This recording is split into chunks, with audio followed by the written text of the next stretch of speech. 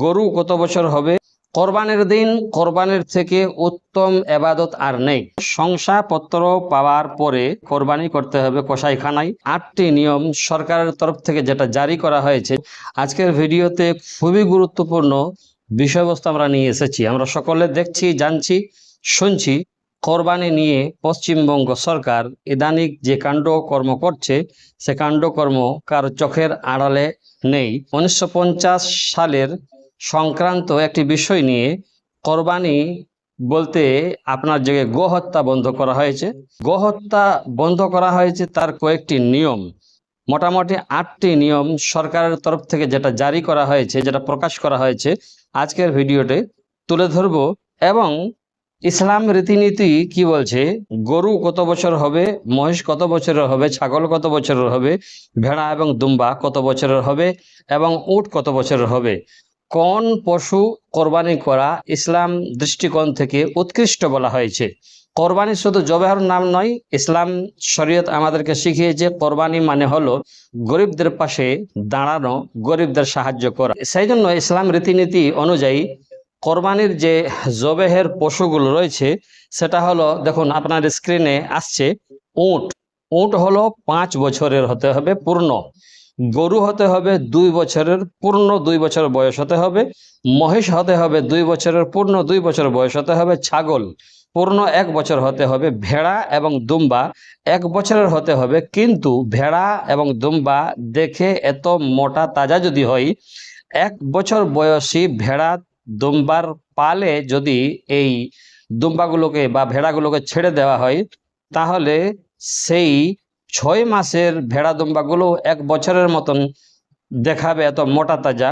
তাহলে ভেড়া এবং দুম্বা এরকম মোটা তাজা যদি হয় 6 মাসের, তারপরও তাকে কোরবানি করা, জবেহ করা ইসলাম দৃষ্টিকোণে চলবে। এবার আসুন সরকার কি বলছে। সরকার প্রথমে বলছে এখানে গরু হত্যা বন্ধ, অর্থাৎ সম্পূর্ণভাবে বন্ধ বলা হচ্ছে না, বলা হচ্ছে গরু, গাই, তাদের গোমাতা যেহেতু তাদের মা, সেজন্য তারা সম্মানার্থে বলছে 14 বছর হওয়ার পরে সেটাকে কোরবানি করা হবে। আচ্ছা, ইসলাম যে নিয়ম নীতিগুলো আমাদেরকে দিয়েছে, কত বছর বয়সী পশুগুলো জবাহ করলে ভালো হবে, আর কোরবানি শুধু জবাহর নাম নয়, আমি বলেছি যে যত মোটা তাজা হবে তত গরিবরা, হ্যাঁ না, দুঃস্থ লোকেরা, অসহায় লোকেরা কোরবানির সময়ে বেশি সাহায্য পাবে। কিন্তু সরকার বলছে 14 বছর বয়স হলে। দেখুন, আমি আপনাদের কাছে সরকারের তরফ থেকে যেটা এসেছে, স্ক্রিনে আমার পাশে দেখতে পাচ্ছেন, একটি 8 নম্বরের একটি নির্দেশনা এসেছে বা নির্দেশিকা এসেছে, যা পশ্চিমবঙ্গ রাজ্য সরকার থেকে। সেখানে কি বলা হয়েছে, কোনো ব্যক্তি গরু, বলদ, বাছুর, মহিষ বলি দিতে পারবে না যদি না উক্ত পশুর বলির উপযুক্ত বয়স না হয়। এ নিয়ে শংসাপত্র থাকতে হবে। 2 নম্বর কি বলছে, পৌরসভা চেয়ারম্যান বা কোনো পঞ্চায়েত সমিতির সভাপতি আর একজন সরকারি পশু চিকিৎসক যাচাই না করে যে এটা সত্যিকারেরই 14 বছরের গরু, যতক্ষণ না যাচাই বাছাই হবে না ততক্ষণ কোরবানি করতে পারবে না। 3 নম্বর যে বিষয়টা নিয়ে এসেছে, এ ধরনের শংসাপত্র অস্বীকার করলে ক্ষুদ্র ব্যক্তি শংসাপত্র প্রত্যাখ্যানের বার্তা পাওয়ার 15 দিনের মধ্যে রাজ্য সরকারের কাছে আপিল করতে পারেন। 4 নম্বরে বলা হয়েছে, শংসাপত্র পাওয়ার পরে কোরবানি করতে হবে কসাইখানায় অথবা গ্রামে কসাইখানা যেগুলো রয়েছে সরকারি পুলিশ দিয়ে কোরবানি করানো হবে। 14 বছরের, তার এদিকে নয় কিন্তু। 5 নম্বর বিষয় যেটা নিয়ে এসেছেন, শংসাপত্র পাওয়ার পর ওই পশুকে কোনো, অর্থাৎ অন্যান্য স্থানে সেগুলোকে জবাই করতে পারবেন না যদিও শংসাপত্র আপনি পেয়ে যান। 6 নম্বরে বলা হচ্ছে, বাংলায় পশু হত্যা নিয়ন্ত্রণ, যেটা 1950 সালের একটি বিধানসমূহ কার্যকর করার উদ্দেশ্যে কোনো পৌরসভায় আপনার জেগে এগুলো নিয়ে যে করে শংসাপত্র নিতে হবে। আর 7 নম্বরটা যেটা হলো, লঙ্ঘন করলে এই সব যদি আপনি না মেনে চলেন তাহলে এমত অবস্থায় যদি আপনি পশু কোরবানি করে ফেলেন তাহলে 1000 টাকা জরিমানা এবং 6 মাস আপনাকে জেল খাটতে হবে। 8 নম্বরে www কিছু দেওয়া আছে, যেখানে সার্চ করে আপনি সরকারি পশু জবাইয়ের নিয়মগুলো দেখতে পারবেন।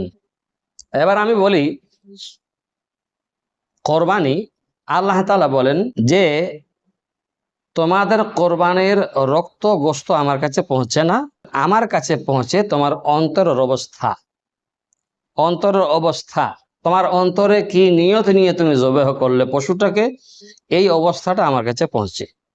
কোরবানির দিন কোরবানির থেকে উত্তম ইবাদত আর নেই।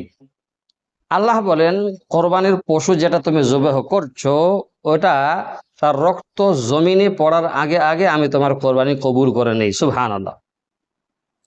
তো আল্লাহ রাসূল সাল্লাল্লাহু আলাইহি সাল্লাম বলেছেন কোরবানিকারী কোরবানির পশুর গায়ে যত পশম আছে তার সমতুল্য সওয়াব পাবে। এবার পশুর যে পশম লোম সেগুলোকে কেউ গুনতি করে দেখেছে? দেখে না। তাহলে এই পরিমাণ সওয়াব পাবে, এটা শরীয়ত বলছে। কিন্তু পশ্চিমবঙ্গ সরকার বলছে 14 বছরের না হওয়া পর্যন্ত সেই পশুকে আপনি, সেই গরুকে আপনি জবাহ করতে পারবেন না। আচ্ছা চলুন একটু স্ক্রিনে 14 বছর হবার পরে পশু কিরকম দেখায় চলুন দেখুন। এই দেখুন, এগুলো সব 14 বছরের পশু। আচ্ছা বলুন তো, এই 14 বছরের পশু যদি আমি আপনি কিনি, তাহলে আমি আপনি কেনার পরে যে জবেহ করব, এটা জবেহ করার পরে আমরা গরিবদের পাশে কি দাঁড়াতে পারবো? পারবো না। তাহলে সমস্যাটা কি? মুসলমানদের কাছে এখানে অনুরোধ করব, ইসলাম দরদি ভাই বোনদের কাছে, আল্লাহ তাআলা আমাদের কাছে যেহেতু 1 2 3 4 উট, গরু, মহিষ, ছাগল, ভেড়া, দুম্বা এগুলো কোরবানি করার জন্য আমাদেরকে হুকুম করেছেন যে এগুলো কোরবানি তোমরা করতে পারো, এই হালাল পশু। তো এখন একটা আমাদের জন্য বন্ধু হলো গরু, 14 বছর হতে হবে। তো আমরা যদি গরু হামেশার জন্য বয়কট করি তো কত ভালো হবে।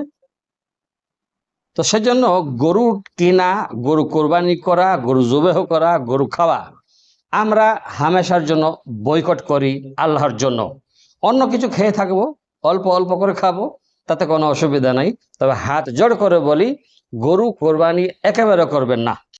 কেউ যদি আপনার বাড়িতে এসে করে গরু ফ্রিতে দিয়ে যায় তাও আপনি নেবেন না, কেননা ফ্রিতে নিয়েও আপনার লাভ হবে না, নোকসানই হবে। তাই আমি পশুর মধ্যে গরু জবাই করা বন্ধ করে দিই।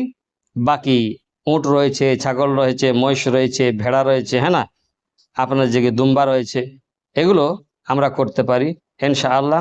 তাই ভিডিওটা বেশি বেশি শেয়ার করবেন, অন্যদেরকে জানিয়ে দেবেন। ভালো থাকবেন, সুস্থ থাকবেন। আসসালামু আলাইকুম ওয়া রাহমাতুল্লাহি ওয়া বারাকাতুহু।